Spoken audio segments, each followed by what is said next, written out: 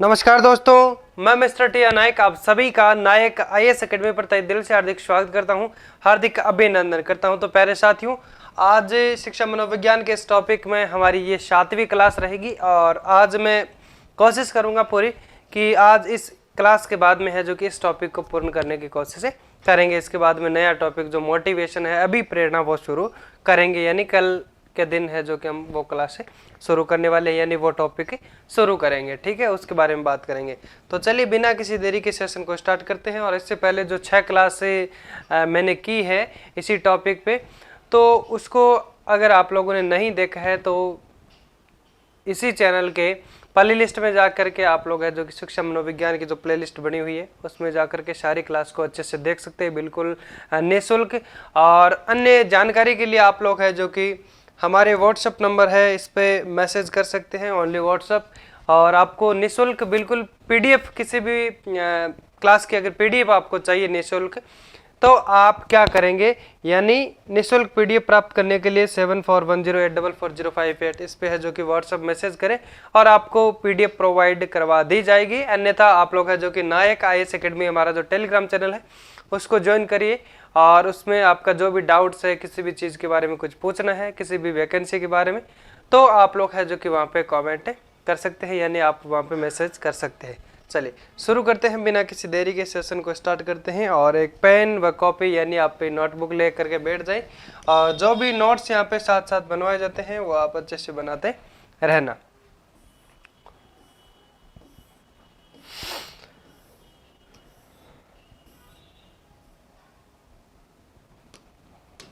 Okay, चलो start करते हैं। कल कहाँ तक पढ़ा था हमने? संप्रदाय हमारे कंप्लीट हो गए थे। 5 संप्रदाय हम लोगों ने पढ़े थे, यानी मनोविज्ञान के जो संप्रदाय है या फिर हम कह सकते हैं जो विभिन्न स्कूल है वो हम लोगों ने जो कि अच्छे से पढ़ लिया था। मनोविज्ञान के प्रमुख संप्रदाय व प्रमुख स्कूलों के बारे में हम लोगों ने पढ़ लिया था। फिर कुछ जो संप्रदाय बचे थे उनको अन्य में करके है जो कि पढ़ लिया था। ठीक है, तो आज आप हेडिंग लगाए कि शिक्षा मनोविज्ञान की जो प्रकृति कैसी है। पहले हम लोगों ने शिक्षा की प्रकृति, मनोविज्ञान की प्रकृति, उनको अलग अलग बांट करके पढ़ा था। और अब जानते हैं कि शिक्षा मनोविज्ञान की जो प्रकृति है उसमें क्या क्या चीजें, क्या बातें, क्या तथ्य है जो शिक्षा मनोविज्ञान से संबंध रखती है और कौन सी बातें हैं जो शिक्षा मनोविज्ञान से संबंधित नहीं रखती है। ठीक है, इन दोनों को अलग अलग करके हम लोग है जो कि पढ़ने वाले हैं, क्योंकि जिस प्रकार से एग्जाम में गत वर्षों के अंदर जो प्रश्न बनाए गए हैं और किस प्रकार से प्रश्न जो बनाए जा सकते हैं उन सभी के बारे में हम चर्चा करने वाले हैं। उन सभी को मद्देनजर रखते हुए हम लोग है जो कि चर्चा करते हैं। ठीक है, अब बात आती है, हेडिंग लगाए पहले शिक्षा मनोविज्ञान की प्रकृति। क्या लगाएंगे? शिक्षा मनोविज्ञान की प्रकृति।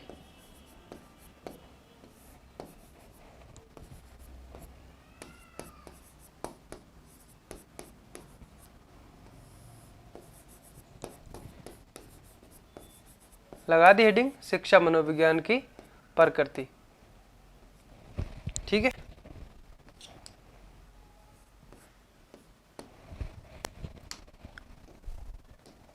अब पहले समझने की कोशिश करें शिक्षा मनोविज्ञान में क्या क्या चीजें हैं जो संबंध रखती है, या फिर हम कह सकते हैं क्या शिक्षा मनोविज्ञान एक पॉजिटिव विज्ञान यानी सकारात्मक विज्ञान है या फिर नहीं। कई बार इस प्रकार से जो प्रश्न पूछे जाते हैं कि शिक्षा मनोविज्ञान क्या पॉजिटिव साइंस है, क्या पॉजिटिव साइंस इसमें पूछ ले कि क्या पॉजिटिव साइंस है, या फिर पूछ सकते हैं कि ये व्यवहार का अध्ययन करने वाला विज्ञान है या फिर नहीं। तो इस प्रकार से, या फिर पूछ सकते हैं कि ये एक सोशल विज्ञान है या नहीं है, बिल्कुल है। या फिर पूछ सकते हैं ये अप्लाइड साइंस, अप्लाइड साइंस है या फिर नहीं है, यानी अनुप्रयुक्त विज्ञान। क्या शिक्षा मनोविज्ञान अनुप्रयुक्त विज्ञान है या फिर नहीं है। उनमें से क्या है कि 3 ऑप्शन आपके अलग रहेंगे और उसमें से आपको राइट आंसर चुन करके बताना है। ऐसा प्रश्न पीछे जो कि एग्जाम, 2nd ग्रेड एग्जाम के अंदर आया था। ठीक है, तो उसी के अनुसार मैं आपको आशा दिलाता हूं कि जो भी हम लोग यहाँ पे पढ़ेंगे उनसे बाहर आपका एक भी प्रश्न नहीं आएगा। और अच्छे से आप लोग है जो कि मेहनत करते रहे, निसंकोच भाव से आप लोग है जो कि जो भी आपको स्टडी मटेरियल या फिर जिस भी एग्जाम की आप तैयारी कर रहे हैं वो आप कमेंट में बता देना, बाकी हम उसकी भी अच्छे से तैयारी शुरू करवा सके। बाकी मेन जो हमारा टारगेट है वो है फर्स्ट ग्रेड व सेकंड ग्रेड, जिसमें अभी फर्स्ट पेपर की हम तैयारी यहाँ पे स्टडी कर रहे हैं, और उसके बाद में है जो कि हम सेकंड पेपर यानी हमारा फर्स्ट पेपर कवर हो जाएगा वैकेंसी से पहले पहले, और उसमें हम कह सकते हैं उसके बाद में ये फर्स्ट पेपर जैसे क्लियर होगा तो हम सेकंड पेपर की तैयारी करेंगे अच्छे से, यानी क्लास भी आप सभी के लिए निरंतर जारी रखूँगा और अच्छे से आप सभी मेहनत करते रहना। तो ठीक है, अब लिखते हैं पहले कि शिक्षा मनोविज्ञान जो है मनोविज्ञान से संबंधित है। शिक्षा मनोविज्ञान संबंध है, फिर समझना एक एक करके ना। शिक्षा मनोविज्ञान संबंध है।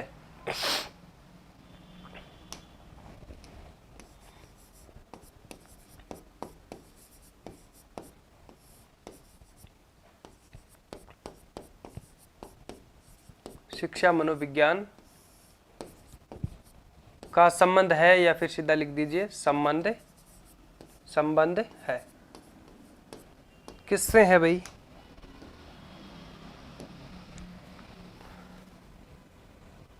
तो आप बताएं, क्या शिक्षा मनोविज्ञान मानक विज्ञान है?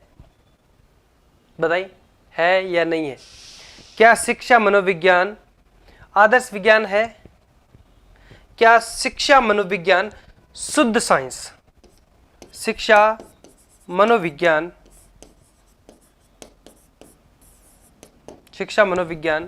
क्या शुद्ध साइंस है? शुद्ध साइंस से, या फिर हम कह सकते हैं प्योर साइंस। शुद्ध का मतलब प्योर होता है ना, खरा, प्योर।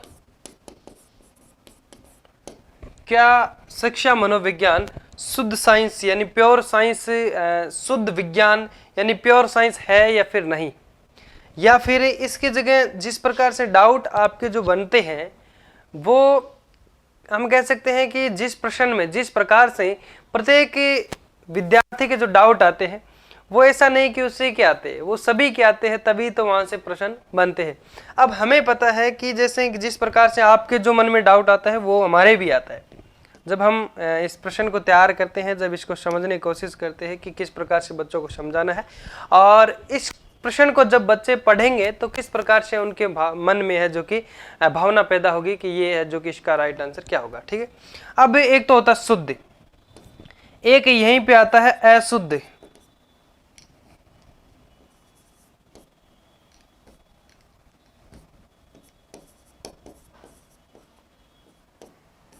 एक आता है विशुद्ध। ठीक है, तो अब हम बात करते हैं कि जो शिक्षा मनोविज्ञान है वह क्या नहीं है, क्या वह शुद्ध विज्ञान है या नहीं है? शिक्षा मनोविज्ञान शुद्ध विज्ञान नहीं है, तो हम कह सकते हैं अशुद्ध है ना। तो हम इसके बारे में बात करते हैं कि शिक्षा मनोविज्ञान शुद्ध विज्ञान नहीं है, तो क्या क्या किस किस से शिक्षा मनोविज्ञान है जो संबंध रखती है, किससे नहीं रखती है, वो हम दोनों लिख लेंगे। ठीक है, अब इसे ही कई बार क्या होता है कि बच्चे कंफ्यूज हो जाते हैं कि शिक्षा मनोविज्ञान शुद्ध विज्ञान नहीं है तो वह क्या है, विशुद्ध हो सकती है। वहां पे आपको प्रश्न ऐसे भी दे सकते हैं कि पहले आपने पढ़ा है केवल कि शिक्षा मनोविज्ञान शुद्ध विज्ञान नहीं है, प्योर साइंस नहीं है, तो आप क्या करेंगे, वहां पे पूछ लीजिए, आपको पूछ लेंगे कि शिक्षा मनोविज्ञान विशुद्ध विज्ञान है, तो आपको पता है कि शुद्ध विज्ञान नहीं है तो विशुद्ध विज्ञान है, लेकिन विशुद्ध और शुद्ध दोनों एक ही चीज है, ये दोनों शब्द एक ही है। इसको हम शुद्ध कह सकते हैं, शुद्ध भी कह सकते हैं और विशुद्ध भी कह सकते हैं, या फिर कोष्टक लगा के प्योर साइंस भी कह सकते हैं। समझ रहे हो ना? तो यह है कि शिक्षा मनोविज्ञान शुद्ध विशुद्ध प्योर साइंस नहीं है। शिक्षा मनोविज्ञान मानक विज्ञान नहीं है, शिक्षा मनोविज्ञान आदर्श विज्ञान नहीं है, शिक्षा मनोविज्ञान नॉर्मेटिव साइंस नहीं है यानी नियामक विज्ञान नहीं है, शिक्षा मनोविज्ञान नियामक विज्ञान नहीं है। तो ये तो नहीं के अंदर आ गए, और अभी हमको बात करनी है कि है क्या क्या। शिक्षा मनोविज्ञान व्यवहार का अध्ययन करने वाला विज्ञान है, बिल्कुल है, ठीक है। और इसमें क्या क्या बातें आपको अच्छे से ध्यान में रखनी है वो हम बातें करते हैं। तो अब ये तो हमने कि नहीं है वो बात कर ली। अब है क्या क्या शिक्षा मनोविज्ञान है जो किन किन से संबंध रखती है वो बात हम कर लेते हैं। पहली बात यही कि शिक्षा मनोविज्ञान जो है वो व्यवहार का अध्ययन करने वाला विज्ञान, जी हाँ है ना। तो वहां पे आपको पूछ ले सकते हैं प्रश्न में कि शिक्षा मनोविज्ञान संबंध है, तो आपको 3 ऑप्शन, जैसे कि हाँ मान लीजिए कि ऐसे दे सकते हैं कि शिक्षा मनोविज्ञान संबंध नहीं है यहाँ पे, तो आपको क्या करना है, प्रश्न को अच्छे से पढ़ना है कि यहाँ पे पूछा है कि नहीं है, क्या है, नहीं है। वहां पे आपको ऑप्शन मिलेगा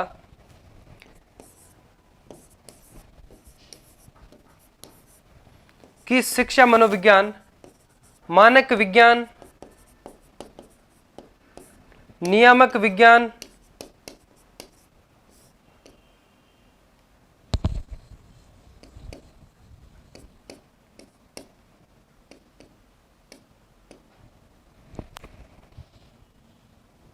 शिक्षा मनोविज्ञान है ना, है या फिर नहीं है, उस हिसाब से जो प्रश्न आपका बनेगा। मान लीजिए ये प्रश्न है शिक्षा मनोविज्ञान संबंध है मानक विज्ञान, नियामक विज्ञान और आपका शुद्ध विज्ञान,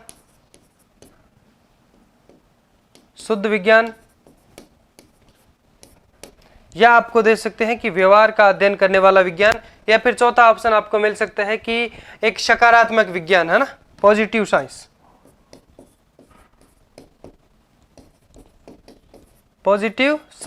ठीक है। तो अब इसमें राइट क्या होगा, प्रश्न पूछा क्या था कि शिक्षा मनोविज्ञान संबंध है, ये मानक विज्ञान से संबंध नहीं रखती हैं और नियामक विज्ञान से संबंध, ये तो हम कह सकते हैं शिक्षा मनोविज्ञान संबंधित नहीं है, और ये भी हो गया। और राइट आपका option D is the correct answer, यानी 4 ऑप्शन आपका राइट है, कौन सा हो जाएगा, सकारात्मक विज्ञान है। शिक्षा मनोविज्ञान एक सकारात्मक या फिर हम कह सकते हैं विधायक के यानी पॉजिटिव विज्ञान है, ठीक है। और ये एक व्यवहार करने वाले अध्ययन का विज्ञान है, ठीक है। अब ये बातें सारी जो मैं आपको लिखवा देता हूं ताकि प्रश्न जो किस प्रकार से बना है वो भी हम बात यहाँ पे कर ली है, और ठीक है। अब शिक्षा मनोविज्ञान संबंधित है ये इसमें लिख लेते हैं। और एक मैंने बताया था कि सकारात्मक विज्ञान है और ये व्यवहार का अध्ययन करता है। तीसरी बात यहाँ पे ये आती है कि यह शिक्षा मनोविज्ञान सोशल यानी सामाजिक विज्ञान है। क्यों है, क्योंकि समाज में हमें किस प्रकार से व्यवहार करना है, किस प्रकार से चलना है, किस प्रकार से रहना है, किस प्रकार से क्या कुछ करना है, ये सब हमें कौन बताता है, शिक्षा मनोविज्ञान बताता है। यानी कहने का मतलब ये है कि सामाजिक ये है शिक्षा मनोविज्ञान, ये एक सोशल साइंस है, क्योंकि समाज में किस तरह का व्यवहार किया जाना चाहिए ये हमें बताता है। कौन बताती है, शिक्षा मनोविज्ञान बताता है। फिर बात आती है कि यह एक शिक्षा मनोविज्ञान, यह एक अनुप्रयुक्त विज्ञान है, यानी अप्लाइड साइंस है।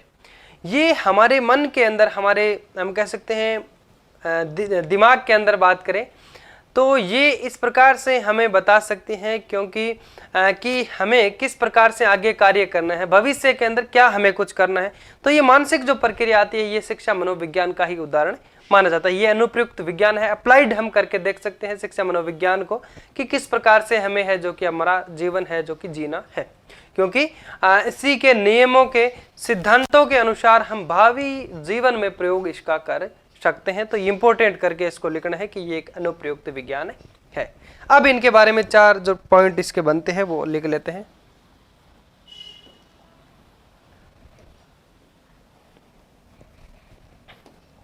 शिक्षा मनोविज्ञान पॉइंट लगा के लिख सकते हैं, 1 नंबर 2 नंबर सीधा लिखो। चलो, यह एक सकारात्मक विज्ञान है, यह एक सकारात्मक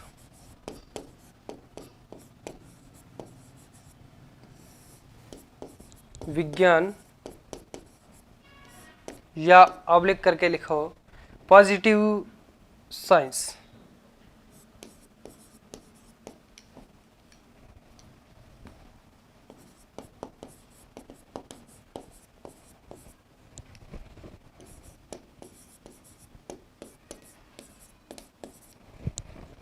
ठीक है, यह एक सकारात्मक विज्ञान या फिर हम कह सकते हैं पॉजिटिव साइंस है।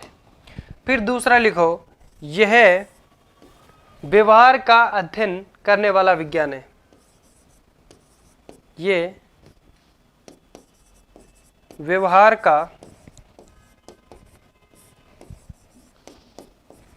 अध्ययन करने वाला विज्ञान है।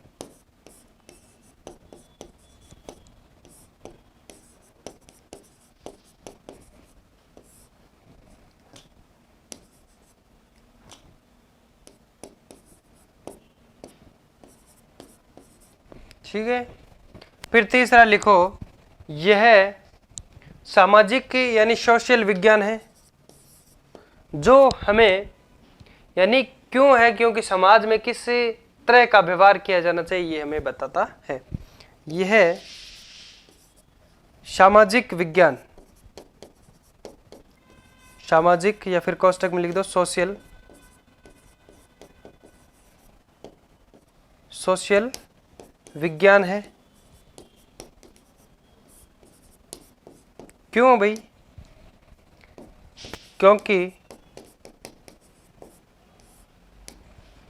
क्योंकि समाज में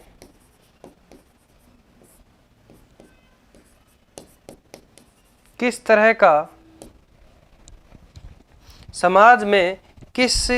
का व्यवहार करना चाहिए,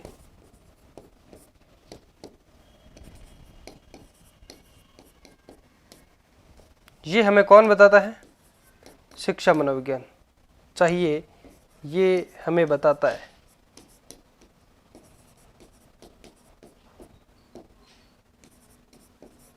समझ में आ गया ना? अब लिखो इसको। वैसे समझ में आपको पूरा आ गया? 3-4 पॉइंट थे, मैंने अच्छे से याद भी आपको करवा दिया है।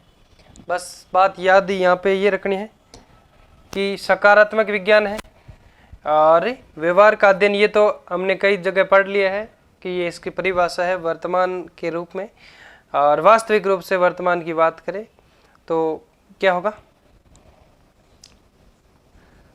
शिक्षा मनोविज्ञान वर्तमान समय में व्यवहार का अध्ययन है, और वास्तविक रूप से वहाँ पे आ जाए कि वर्तमान में शिक्षा मनोविज्ञान किसका अध्ययन है, तो आपको मानसिक प्रक्रिया एवं व्यवहार का अध्ययन माना जाएगा। फिर बात करते हैं सोशल विज्ञान है, क्योंकि समाज में किस प्रकार से हमें जीना है, किस प्रकार से चलना है, किस प्रकार से रहना है, ये सारा व्यवहार, किस प्रकार से किसी से बात करनी है, ये सारा व्यवहार कौन बताता है? शिक्षा मनोविज्ञान बताता है, एजुकेशन साइकोलॉजी। ठीक है, 3 लिख दिया, एक और लिखो कि यह अनुप्रयुक्त विज्ञान है। 4 नंबर लगा के लिखो, यह एक अनुप्रयुक्त विज्ञान है, अप्लाइड साइंस, क्योंकि इसके नियमों एवं सिद्धांतों को भावी जीवन में हम क्या कर सकते हैं? प्रयोग में लाया जा सकते हैं। लिखो, यह एक 4 नंबर लगा के लिखो,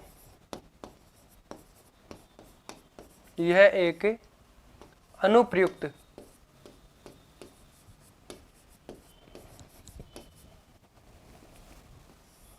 विज्ञान है। विज्ञान या फिर कह सकते हैं हम अप्लाइड साइंस।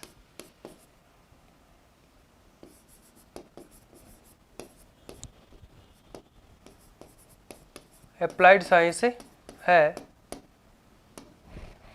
जिनके द्वारा हम कह सकते हैं भावी जीवन में प्रयोग कर सकते हैं, है ना? लिखते रहो, यह एक अनुप्रयुक्त विज्ञान है यानी अप्लाइड साइंस है, क्योंकि इसके नियमों और सिद्धांतों के अनुसार, या फिर इसके नियमों एवं सिद्धांतों को हम, जो भी इनके नियम है, उनको हम अपने भावी जीवन में अप्लाई कर सकते हैं, या फिर हम कह सकते हैं अपना सकते हैं, या फिर प्रयोग लाया जा सकता है। इनके नियमों एवं सिद्धांतों को हमारे भावी जीवन में प्रयोग में लाया जा सकता है, क्योंकि इनके नियमों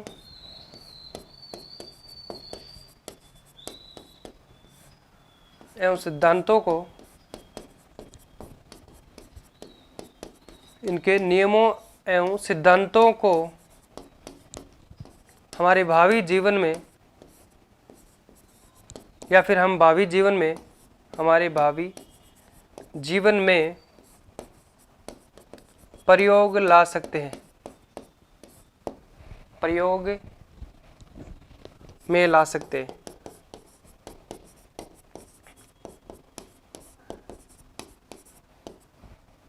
इंपॉर्टेंट करके लिखना है ना इसको ना।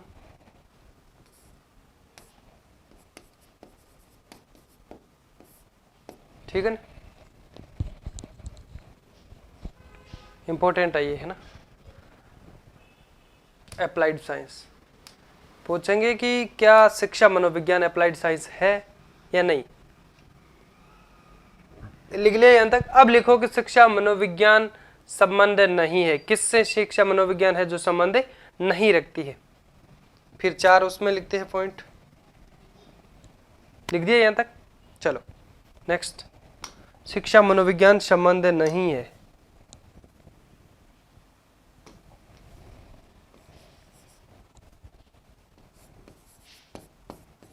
शिक्षा मनोविज्ञान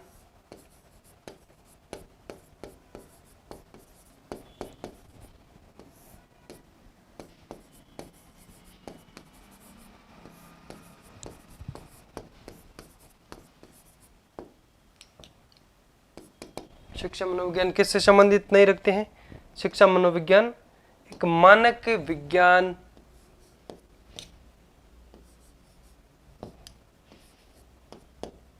है।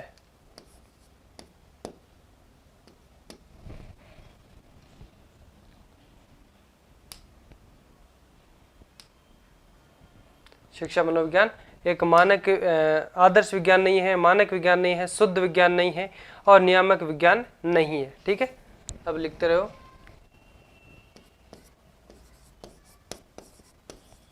ये आदर्श विज्ञान नहीं है, मानक विज्ञान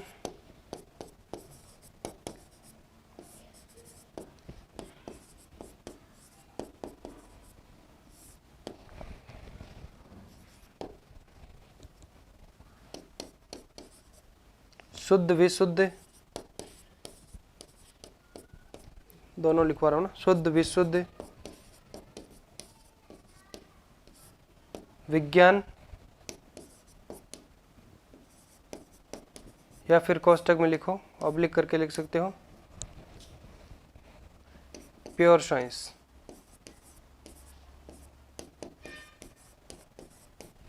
फिर लिखो 4 नंबर पे,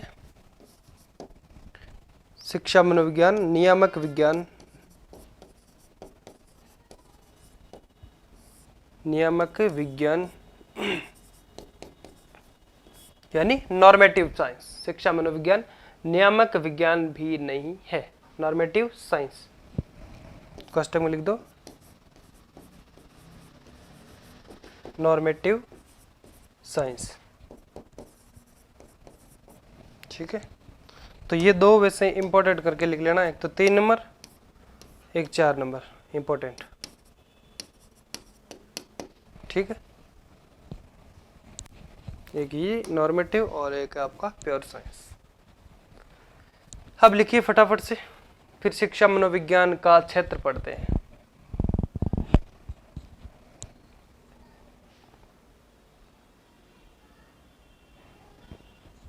आवाज आ रही है ना अच्छे से? हाँ, तो फटाफट से लिखो फिर एक बार इसको, फिर आगे पढ़ते हैं। फिर एक नया हेडिंग लगाना आपको, शिक्षा मनोविज्ञान का क्षेत्र, है ना। शिक्षा मनोविज्ञान का जो क्षेत्र है वो हम पढ़ेंगे, जिसमें हम बात करेंगे। एक विद्वान था 1972 के अंदर, लिंडग्रेन महोदय, जिसने मनोविज्ञान के क्षेत्र में 5 बिंदुओं को सम्मिलित जो किया था, जिसमें एक तो छात्र था, यानी जो अधिगम करता, शिक्षार्थी जिसको हम कह सकते हैं। अधिगम करता कौन होता है? सीखने वाला, है ना। अधिगम का मतलब क्या होता है? सीखना। और अधिगम करता कौन होता है? सीखने वाला, यानी विद्यार्थी, स्टूडेंट जो होता है। छात्र जिसे हम कह सकते हैं, शिक्षार्थी जिसे हम कह सकते हैं। तो ये इस प्रकार से इन्होंने है जो कि एक सीखने यानी अधिगम की जो प्रक्रिया क्या है, इन सभी के बारे में इन्होंने है जो कि कुछ 5 बिंदु जो बताए थे उन सभी के बारे में बात है हम करेंगे। पहले लिखिए इतना, फटाफट से लिखने की कोशिश करें।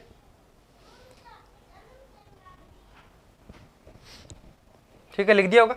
अब लिखो आप शिक्षा मनोविज्ञान का क्षेत्र, शिक्षा मनोविज्ञान का क्षेत्र लिखो।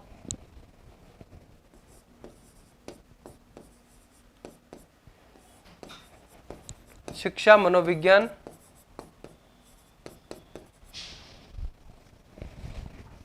का क्षेत्र।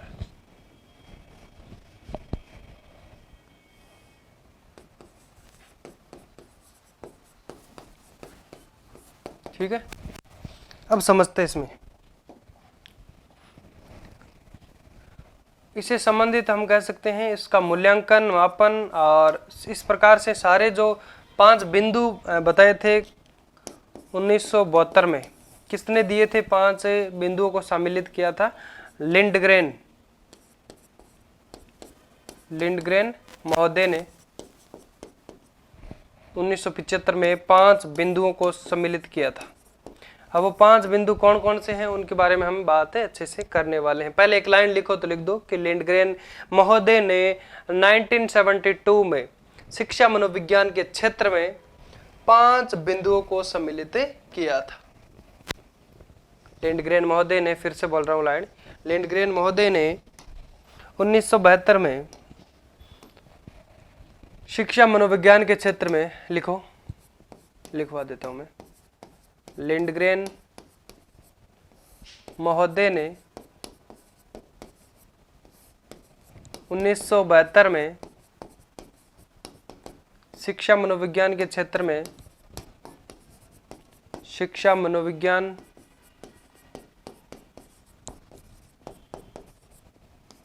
के क्षेत्र में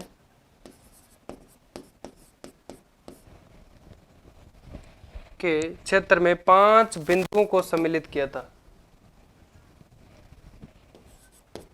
में 5 बिंदुओं को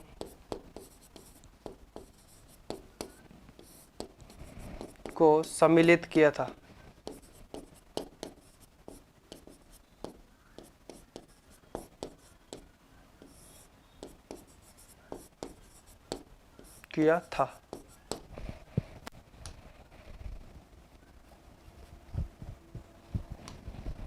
ठीक है, अब समझते हैं वो 5 बिंदु कौन कौन से। पहला 1 नंबर लगा के लिखो, फिर उसके बारे में समझते हैं। पहला है छात्र या शिक्षार्थी। 1 नंबर लगा के लिखो छात्र, ऑब्लिक करके लिखो शिक्षार्थी।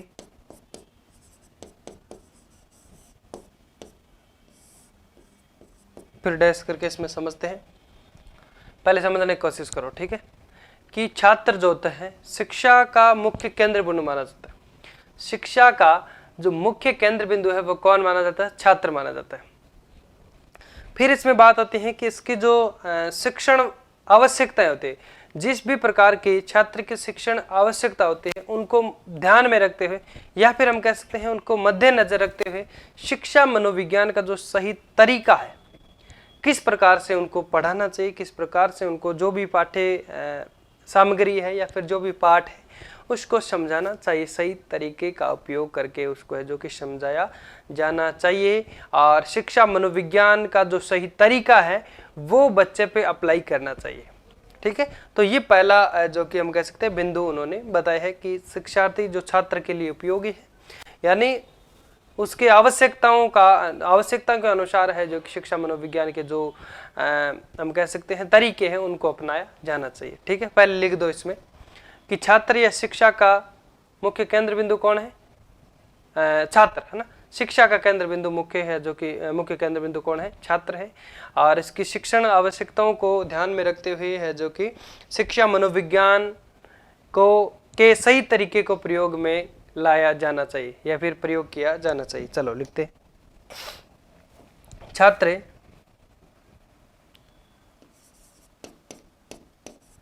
छात्र कॉमा करके शिक्षा का मुख्य केंद्र बिंदु है, शिक्षा का केंद्र बिंदु है।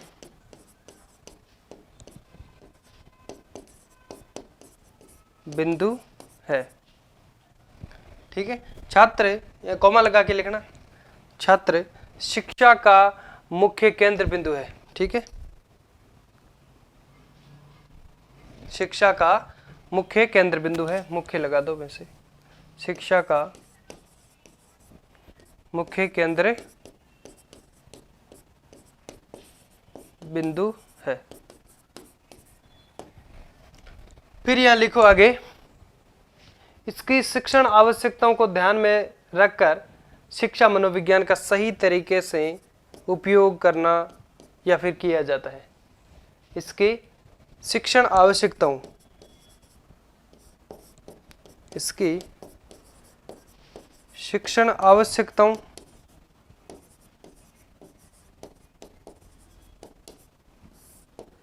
को ध्यान में रखकर, आवश्यकताओं को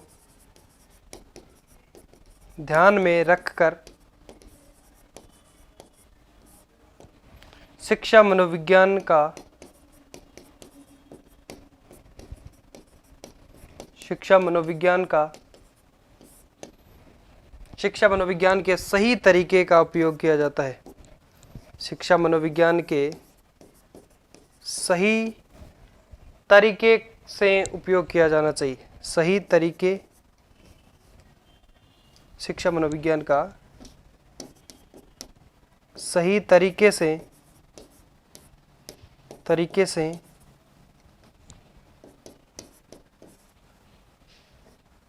उपयोग किया जाना चाहिए।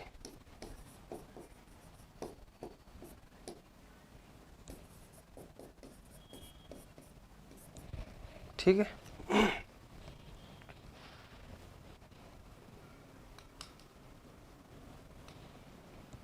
छात्र शिक्षा का मुख्य केंद्र बिंदु है।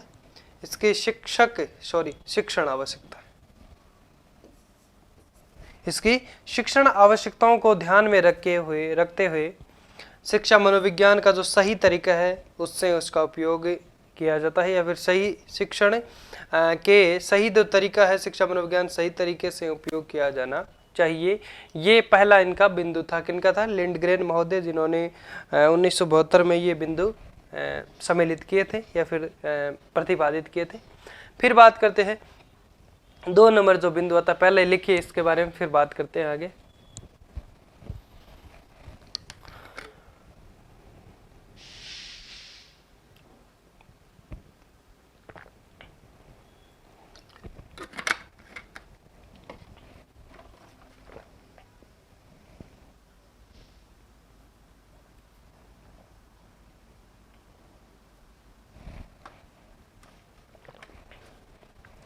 लिख दिया होगा।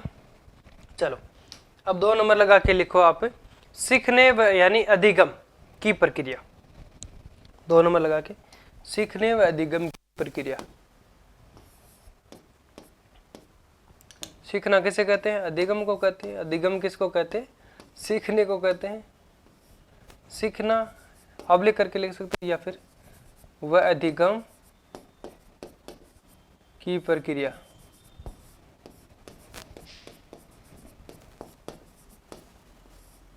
डेस करके। अब इसको भी पहले समझते हैं कि अधिगम के लिए सर्वप्रथम क्या करना चाहिए। सबसे पहले जब सीखना होता है हमें कुछ भी, तो उसके लिए हमें अभिप्रेरणा की आवश्यकता होती है, यानी अभिप्रेरणा का होना आवश्यक माना जाता है। अभिप्रेरणा क्या होता है? कई बार क्या होता है कि कई सारे जो शब्द होते हैं वो हमारे दैनिक जीवन में, या फिर जो हमारी सामूहिक जो हम कह सकते हैं सामाजिक जो भाषा है, क्षेत्रीय जो भाषा होती है, उसमें जो अधिकतर हम रोज जो रेगुलर वर्ड यूज करते हैं वो अंग्रेजी के वर्ड यूज करते हैं, और उसी वर्ड की जगह उसका अगर हिंदी में कभी नाम आ जाए किसी के मुंह में, तो आपको समझ में नहीं आएगा कि ये क्या होता है। अब जैसे आपको मोटिवेशन में बोलूं, मोटिवेशन, ठीक है, अब आपको मैं मोटिवेशन कहता तो आपको समझ में आ जाता कि मोटिवेशन क्या होता है। लेकिन इसी का पूछे कि इसे हिंदी में क्या कहते हैं, मोटिवेशन को हिंदी में क्या कहते हैं भाई, बताओ, कमेंट बॉक्स में बताओ। मोटिवेशन को हिंदी में कहते हैं अभिप्रेरणा। क्या कहते हैं? अभिप्रेरणा।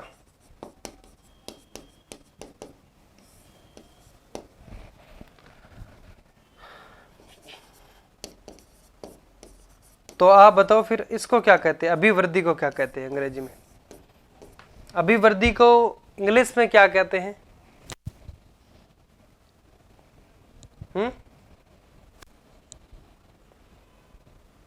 क्या कहते हैं?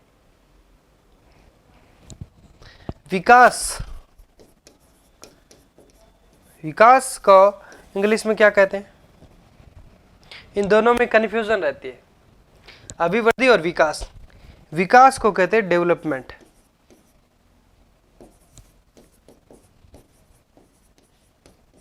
ठीक है, और अभिवृद्धि को कहते हैं, क्या कहते हैं? ग्रोथ। ग्रोथ का मतलब होता है अभिवृद्धि और डेवलपमेंट का मतलब होता है विकास और मोटिवेशन का मतलब होता है अभिप्रेरणा। ठीक है, समझ में आ गया? तो ये बातें आपको अच्छे से याद रखनी है। जैसे हम कहते क्या, जैसे थोड़ी सी कोई घर में बात हो चुकी है, यार टेंशन हो गया, क्या हो गया? टेंशन हो गया। अब आपको पता है कि इसको हिंदी में क्या कहते हैं? टेंशन। टेंशन को हिंदी में क्या कहते हैं? कभी किसी ने कहा कि तनाव आ गया, कहा है क्या? तनाव। टेंशन को क्या कहते हैं? तनाव। चलो,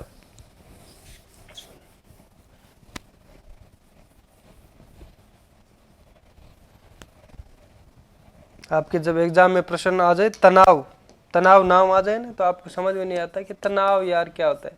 फिर पता चलता है यार ये तो टेंशन, टेंशन को हिंदी में कहते हैं तनाव, कहते हैं ना।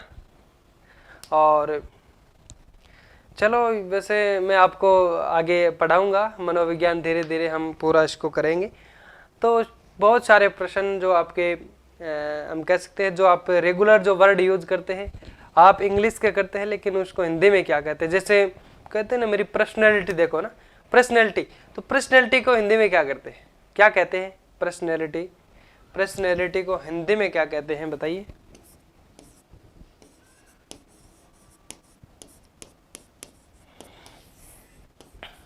क्या कहते हैं? व्यक्तित्व। पर्सनैलिटी को हिंदी में क्या कहते हैं?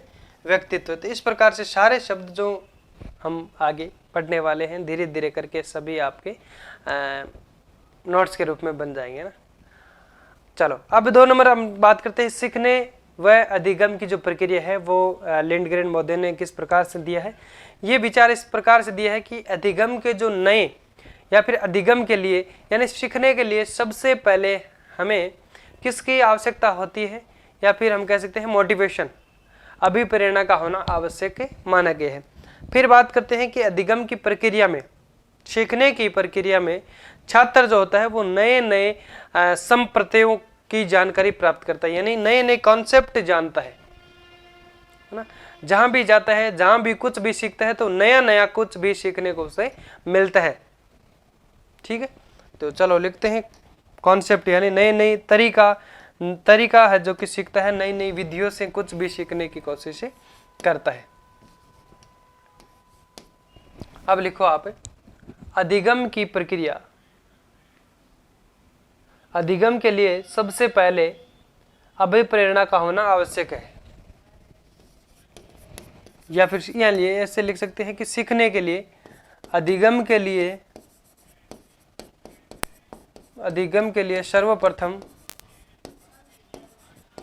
अधिगम के लिए सर्वप्रथम क्या होना आवश्यक है? अभिप्रेरणा। कोष्टक में लिख सकते हो अगर याद नहीं रहे क्या होता है अभिप्रेरणा। मोटिवेशन। अभिप्रेरणा का होना आवश्यक है,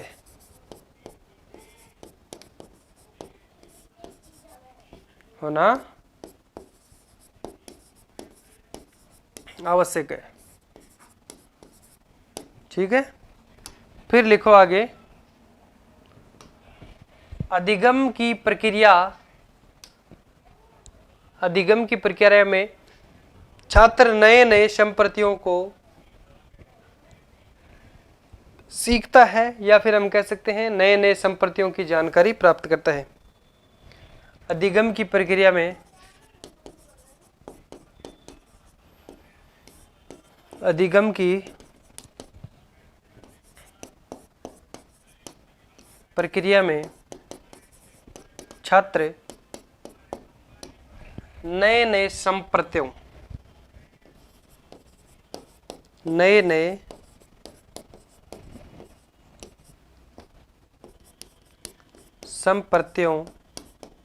यानी कॉन्सेप्ट की जानकारी प्राप्त करता है, की जानकारी प्राप्त करता है। करता कि नहीं करता है?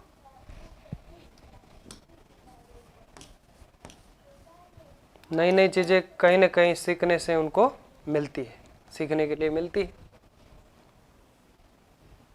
लिखो 2 नंबर ये हो गया। अब 3 नंबर लिखना है, पहले लिखिए यहां तक, फटाफट से लिखिए। 3 नंबर होगी अधिगम की परिस्थितियां। अधिगम का मतलब सीखना, और सीखने के लिए किस प्रकार की जो परिस्थितियां आती हैं उनके बारे में इन्होंने तीसरा जो बिंदु दिया है वो भी हम बात करते हैं। अधिगम की परिस्थिति, अधिगम की परिस्थितियां,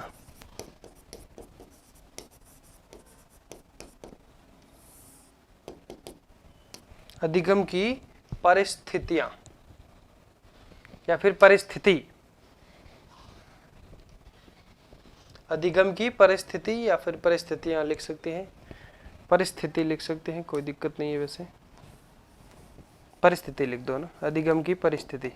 सीखने के लिए क्या परिस्थिति रहती है, यानी इससे अभिप्राय क्या है, इससे मतलब यानी समझने का मतलब यह है कि आप जहां भी अधिगम की जो प्रक्रिया संपादित करते हैं, या फिर हम कह सकते हैं जहां भी आप जाते हैं तो अधिगम की सीखने की कुछ न कुछ तो प्रक्रिया संपादित होती है। इसमें शिक्षक की जो मनोवृत्ति है, या फिर हम कह सकते हैं कक्षा का जो वातावरण है, छात्रों के प्रति संवेगात्मक लगाव आदि महत्वपूर्ण होना चाहिए या फिर महत्वपूर्ण है। परिस्थिति क्या रहती है, यानी सीखने की जो परिस्थिति यह है कि जहां अधिगम की प्रक्रिया संपादित होती है, जहां सीखना में होता है, वहां पे शिक्षक की मनोवृत्ति, कक्षा का वातावरण, छात्रों के प्रति संवेगात्मक लगाव महत्वपूर्ण होता है। जहां भी हम सीखते हैं तो शिक्षक कि हमारे प्रति संवेगात्मक लगाव होना महत्वपूर्ण माना गया है। कक्षा वातावरण अच्छा होना चाहिए, शिक्षक की मनोवृत्ति होनी चाहिए, यानी सिखाने के लिए हर प्रकार से हम कह सकते हैं उन्हें लालसा होनी चाहिए, किस प्रकार से बच्चों के साथ बिहेवियर करना है। और ये सब है जो कि इस बिंदु के अंदर रखा गया है। ठीक है, लिखो इसका अभिप्राय है जहां भी हम अधिगम की संवेदना, अधिगम की हम कह सकते हैं पर जो आपका संपादित होती है, इससे अभिप्राय है जहां अधिगम की प्रक्रिया संपादित होती है। चलो लिखिए, अभिप्राय है इससे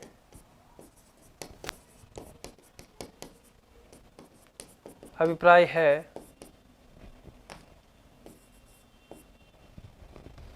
कि जहां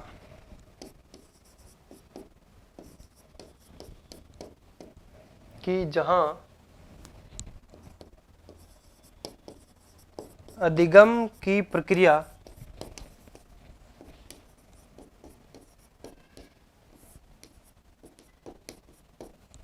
संपादित होती है,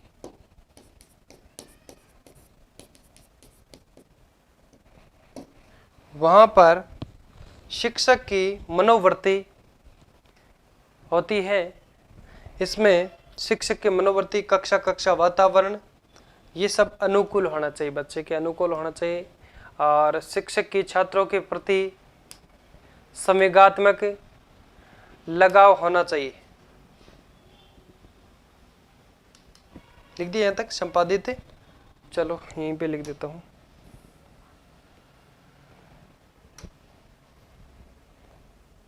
इसमें शिक्षक की मनोवृत्ति, कक्षा का वातावरण, इसमें शिक्षक की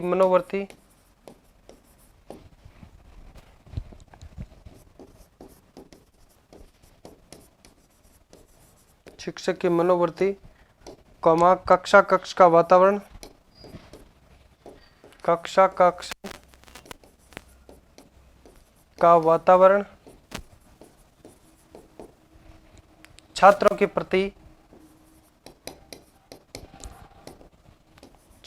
प्रति संवेगात्मक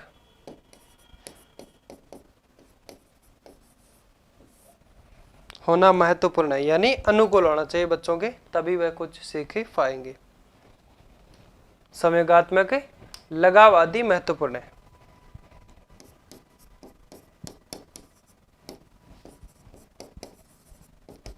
आदि महत्वपूर्ण है। अब लिखिए अच्छे से इसको, फिर आगे बढ़ते हैं और 4 नंबर लिखते हैं। ऐसे करके 5 जो आपके बिंदु जो हम लोगों ने बात की थी वो 5 बिंदु हम पढ़ लेंगे। पहले लिखिए इसके बारे में।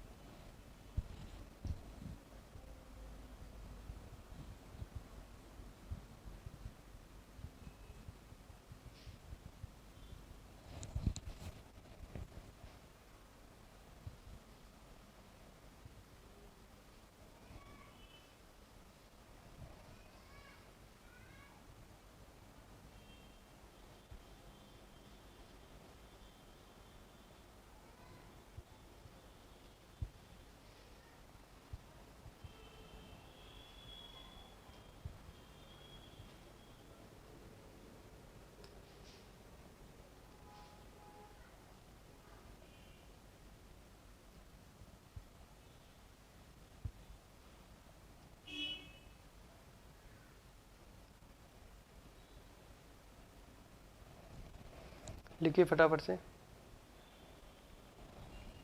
लिख दिया? चलो 4 नंबर क्या लिखेंगे? मापन एवं मूल्यांकन। 4 नंबर लगा के लिखें।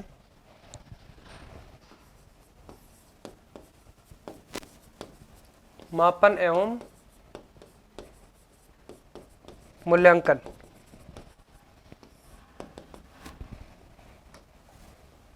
इसमें क्या है, बालक की जो कैपेसिटी होती है उसके अनुकूल हम कह सकते हैं, यानी छात्र की जो उपलब्धियों और उसकी जो क्षमताओं आदि का सही रूप में है जो कि मापन एवं मूल्यांकन करना चाहिए। लिखिए इसमें, छात्रों की उपलब्धियों, उसकी कैपेसिटी यानी उसकी क्षमताओं आदि का सही प्रयोग करते हुए मापन मूल्यांकन करना चाहिए। बालक की उपलब्धियों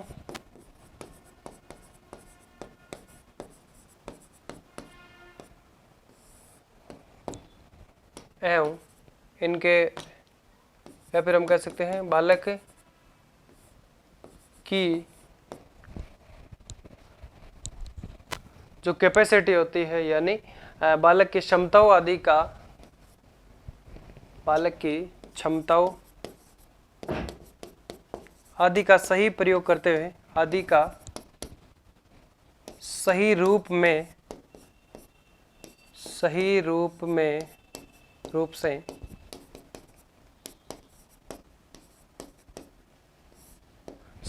से मापन मूल्यांकन करना चाहिए। ठीक है, बालक की उपलब्धियों, या फिर उसकी क्षमताओं का सही रूप में है जो कि सही रूप में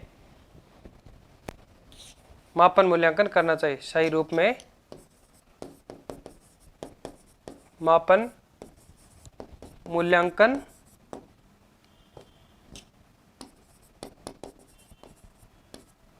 करना चाहिए।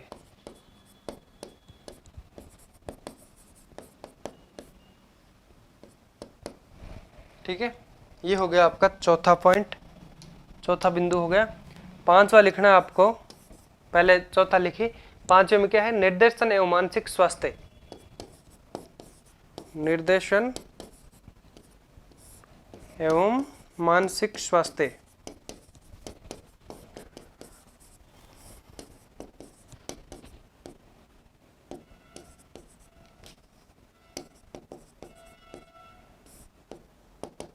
निर्देशन एवं मानसिक स्वास्थ्य। इसमें क्या होता है कि बालक यानी जो छात्र होता है, स्टूडेंट जो होता है, उसकी उपलब्धियों को ध्यान में रखते हुए उसे सही निर्देशन या फिर सही जो हम कह सकते हैं उसे आइडिया प्रदान कराना चाहिए। ठीक है, और इसमें हम बात करें तो उसके जो मानसिक स्वास्थ्य का भी साथ साथ ध्यान रखना चाहिए। ये बिंदु इसलिए दिया गया है। ठीक है, तो इसमें लिखे आप बालक या फिर छात्र की उपलब्धियों को ध्यान में रख करके है जो कि उसे निर्देशन, सही निर्देशन प्रदान किया जाना चाहिए। बालक की उपलब्धियों को ध्यान में रखते हुए या फिर को ध्यान में रखकर, उपलब्धियों को ध्यान में रखकर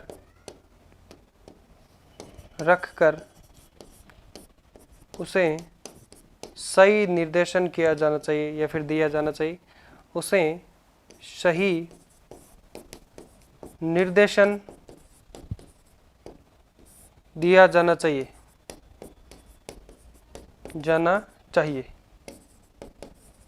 और उसकी उपलब्धियों के अनुसार उसकी मानसिक जो स्वास्थ्य है उस पर भी ध्यान देना चाहिए। सही निर्देशन दिया जाना चाहिए और इसमें उसके मानसिक स्वास्थ्य का भी ध्यान रखना चाहिए। इसमें उस बालक का या फिर लिखे उसके मानसिक स्वास्थ्य का भी ध्यान रखना चाहिए,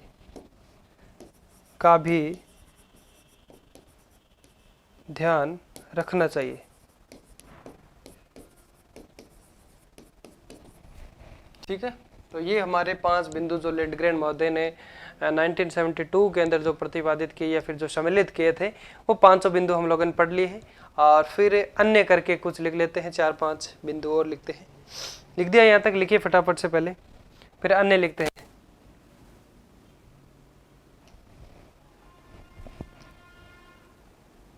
अन्य बिंदु लिखते हैं।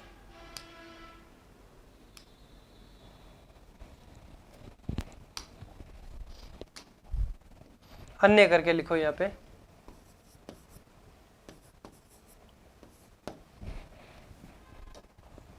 क्या होंगे अन्य में? नंबर लगा के लिखो तो लिख सकते हो। 1 नंबर होगा शिक्षक, 2 नंबर अनुभव, अधिगम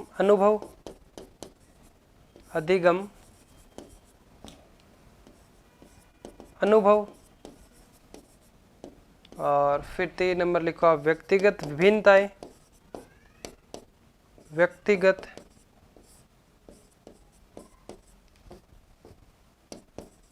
विभिन्नताएं, चौथा लिखो सृजनात्मकता,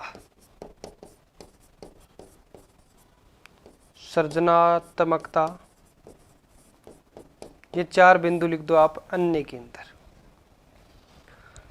फटाफट से लिखो। फिर हम पढ़ते हैं आगे शिक्षा मनोविज्ञान के कार्य, और इसके बाद में हमारा ये टॉपिक हो जाएगा पूरा। इसमें 7-8 लाइन लिखेंगे हम शिक्षा मनोविज्ञान के जो कार्य है वो पढ़ेंगे, यानी बालक के आवश्यकताओं का ज्ञान बालक के का होना चाहिए, और अभिवृद्धि और विकास यानी जो नॉलेज होता है, growth and development, knowledge of growth and development, यानी इसके अंदर है जो कि उसकी अभिवृद्धि और विकास के अंदर क्या होना चाहिए, अभिवृद्धि क्या होती है, विकास क्या होता है, इन सभी के बारे में भी बात आगे करेंगे। और एक बार तो आपको केवल पॉइंट ही लिखना है। अन्य लिख दिया, फिर लिखो शिक्षा मनोविज्ञान के कार्य, नया हेडिंग लगाओ शिक्षा मनोविज्ञान के कार्य। इसमें 7-8 लाइन हम लिखते हैं, पॉइंट लिखते हैं। फिर हम क्या करते हैं, आज के सेशन को यहीं पे पूर्ण करते हैं। शिक्षा मनोविज्ञान के कार्य, शिक्षा मनोविज्ञान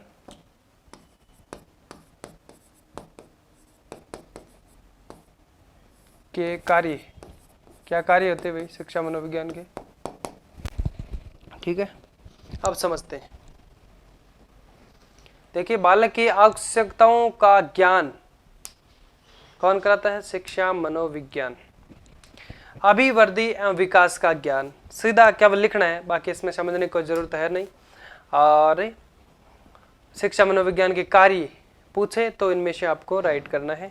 और फिर बाकी हम कह सकते हैं अभिवृद्धि एवं विकास का जो ज्ञान है, या फिर अभिवृद्धि विकास क्या होता है, इनके मध्य जो हम कह सकते हैं कंपैरिजन, यानी जो तुलनात्मक अध्ययन करें तो वो किस प्रकार से हो सकता है। अभिवृद्धि क्या होती है अलग करके पढ़ेंगे, विकास क्या होता है अलग करके पढ़ेंगे, आगे आपका टॉपिक आएगा।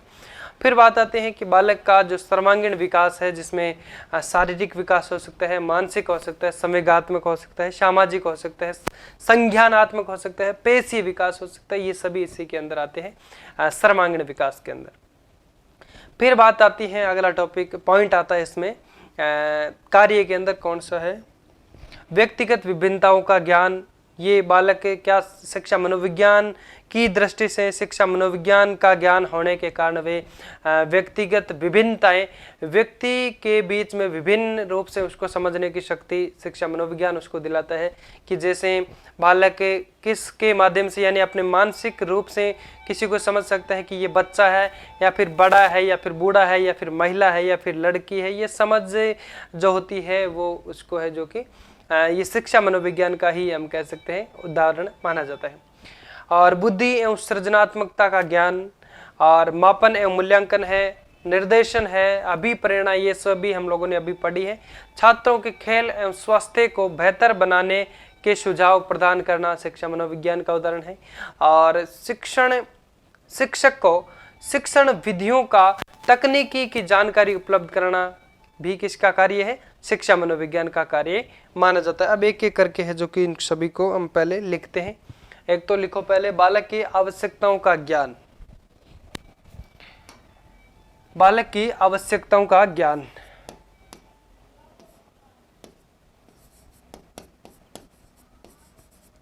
बालक की आवश्यकताओं का ज्ञान।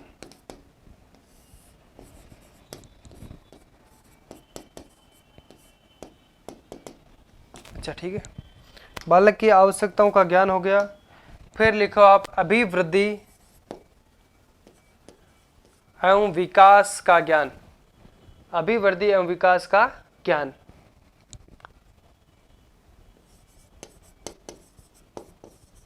अभिवृद्धि एवं विकास का ज्ञान। ठीक है, अभिवृद्धि एवं विकास का ज्ञान यानी knowledge of growth and development. ठीक है, तो कोष्टक में लिख सकते हैं, वैसे तो आप growth and development, knowledge of growth and development 3 number लगा के लिखिए आप। बालक के सर्वांगीण विकास, बालक के सर्वांगीण विकास, सर्वांगीण विकास, फिर डैश करके लिख दीजिए, उसमें कॉमा करते रहें। सर्वांगीण विकास में मानसिक विकास भी आता है, मानसिक विकास, शारीरिक विकास,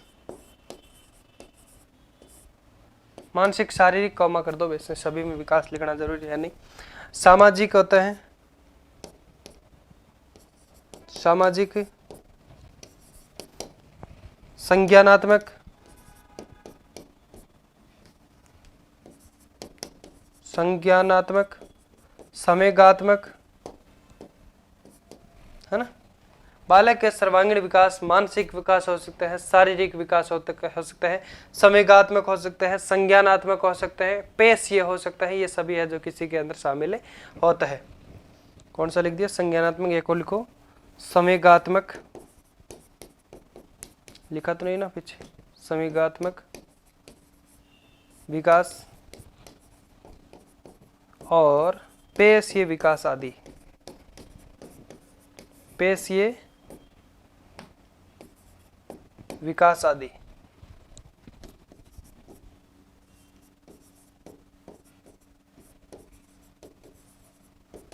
ठीक है, चलो लिखो। पहले 3 लिख दिया, फिर चौथा लिखते हैं। शिक्षक को शिक्षण विधियों एवं तकनीकियों का ज्ञान कौन करवाता है? शिक्षा मनोविज्ञान करवाता है। लिखो फिर 4 नंबर लगा के लिखो। शिक्षक को शिक्षण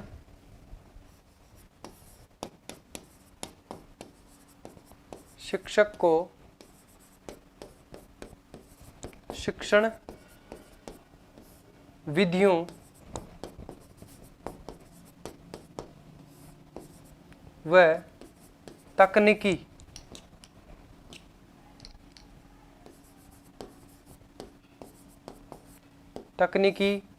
की जानकारी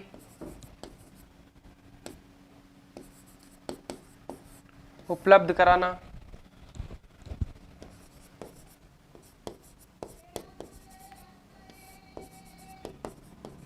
ये कार्य किसका होता है? शिक्षा मनोविज्ञान का।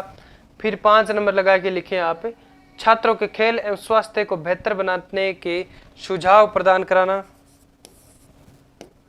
छात्रों के खेल एवं स्वास्थ्य को बेहतर बनाना। छात्रों के खेल एवं स्वास्थ्य को बेहतर बनाने का सुझाव देना। बेहतर बनाने का सुझाव देना। ठीक है, फिर 6 नंबर लगाओ। 6 नंबर में लिखो व्यक्तिगत विभिन्नताओं का ज्ञान। व्यक्तिगत विभिन्नताओं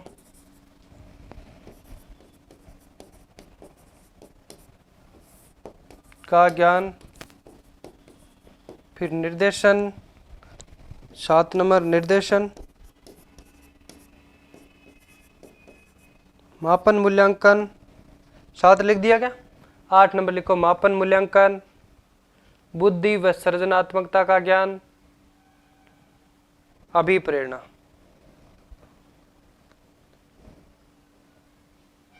लिखो, फिर आगे बढ़ते हैं।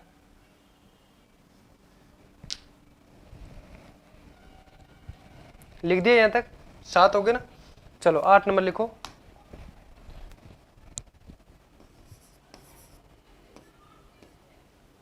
बुद्धि एवं सृजनात्मकता का ज्ञान। बुद्धि एवं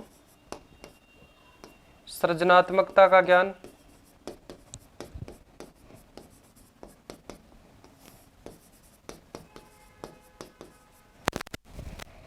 नौ नंबर लिखो मापन एवं मूल्यांकन।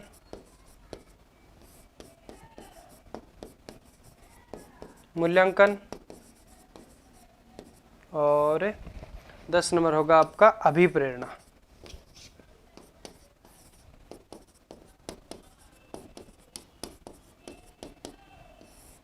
इसी के साथ हमारा ये टॉपिक हो जाता है पूरा।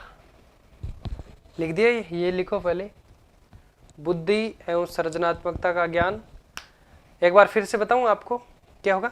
बालक की आवश्यकताओं का ज्ञान, दूसरा होगा अभिवृत्ति एवं विकास का ज्ञान, तीसरा बालक का सर्वांगीण विकास जिसमें आपके सारे आ जाते हैं, मानसिक, शारीरिक, संवेगात्मक, संज्ञानात्मक, पेशीय। ठीक है, फिर आता है शिक्षक को शिक्षण विधियां, किस प्रकार से बालक को पढ़ाना है, ये जानकारी कौन देता है? शिक्षा मनोविज्ञान देता है। छात्र को खेल के अंदर किस प्रकार से खेलना है, क्या कुछ करना है, और उसका स्वास्थ्य किस प्रकार से ठीक रह सकता है, ये भी है जो कि शिक्षा मनोविज्ञान के तहत ही है, जो कि उदाहरण माना जाता है। व्यक्तिगत विभिन्नताओं का ज्ञान है, बुद्धि एवं सृजनात्मकता का ज्ञान है, अभिप्रेरणा है, मापन एवं मूल्यांकन है, और निर्देशन है। ये सब है जो कि 10 पॉइंट इसके हो गए हैं। इसी के साथ आज के सेशन को यहीं पे पूर्ण करते हैं। और साथियों, ये वैसे हमारा टॉपिक पूरा हो गए हैं, और अपने अन्य भाई बंधु तक भी मैंने वैसे आज तक आपको नहीं कहा है कि शेयर करिए या फिर सब्सक्राइब कीजिए, सब्सक्राइब करने की कोई ज़रूरत नहीं है। लेकिन अगर आपके अन्य भाई बहन जो आपके साथ बीएड किए हैं, आपके साथ एसटीसी किए हैं, तो उनके पास भी एक बार ये वीडियो जो क्लास है आप भेज के देखें। अगर उनको भी अच्छा लगे तो आप फॉलो करने का मतलब में अनुसरण करें और हमारी क्लास को अच्छे से देखें। किसी भी प्रकार की आपके डाउट है तो मैं आपका क्लियर करूँगा। और टेलीग्राम चैनल नायक IAS एकेडमी के नाम से है, उसको आप फॉलो कर सकते हैं, ज्वाइन कर सकते हैं। और क्यों करें? आपकी आवश्यकता के लिए, यानी अगर आपको PDF चाहिए तो ही आप ज्वाइन करें, अन्यथा कोई ज़रूरत नहीं है। अगर आपको हमारे से पढ़ना है, निःशुल्क पढ़ना है, आपको हमारा पढ़ना अच्छा लग रहा है, हमसे पढ़ के आपको अच्छा लग रहा है और आप गत वर्ष के पेपर मिला करके आप अगर देखें कि कंटेंट बिल्कुल वहीं से मिल रहा है, और ये तो मेरे से आप गारंटी ले सकते हैं कि मैं आपको गारंटी दिला सकता हूं कि 95 क्या 96% ही जो मटेरियल है वो आपके फर्स्ट ग्रेड और सेकंड ग्रेड के अंदर हमारे ही टॉपिक से आपको मिलने वाला है। और इससे एक भी प्रश्न आपका बाहर नहीं जाने वाला है। वैसे आपके 1-2 प्रश्न अपवाद के रूप में अगर आ जाए वो अलग बात है, बाकी यहीं से प्रश्न आपके आने वाले हैं, ठीक है। और फिर इसीलिए मैं कह रहा हूँ कि आप अपने अन्य भाई बंधुओं तक एक बार सेशन को शेयर करके ज़रूर देखें। और फिर मिलते हैं साथियों, यानी कल नई जो हमारा टॉपिक नया शुरू करेंगे वो होगा मोटिवेशन यानी अभिप्रेरणा, ठीक है। तो फिर मिलते हैं एक नए टॉपिक, नए जोश और जुनून के साथ। तब तक के लिए एक छोटा सा ब्रेक लेते हैं। बाय बाय, जय हिंद।